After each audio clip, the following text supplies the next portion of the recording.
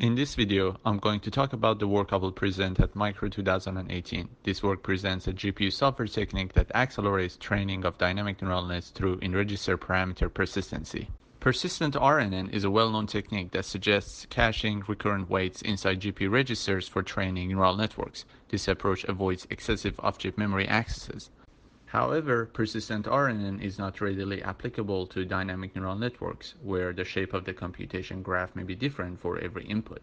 Tree-structured LSTM sentiment analyzer is an example where the parse tree of the input sentence determines the network architecture.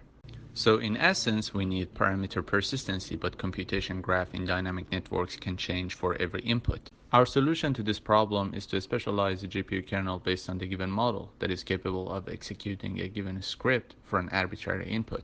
Our code works on top of DyNet framework and specializes a single CUDA kernel for forward-backward propagation. This kernel will interpret and execute a CISC-like opcode that encodes execution procedure for a computation graph.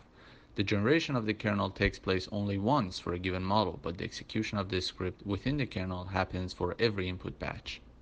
We name this software technique Virtual Persistent Processor Specialization, or VPPS for short. This method first generates the routines that cache and operate on model parameters. Using these routines, it JIT compiles a CUDA kernel that will solely be responsible for forward-backward propagation. This kernel preparation procedure happens only once. Then, for every training batch, VPPS groups the operation in computation graph based on their depth and creates the execution script. This script guides the execution within the specialized kernel for the given training batch. Our experiments show that our technique provides higher training throughput compared to the state-of-the-art, especially at the smaller batch sizes. Please feel free to refer to the paper for more information. Thanks, we hope to see you at our talk.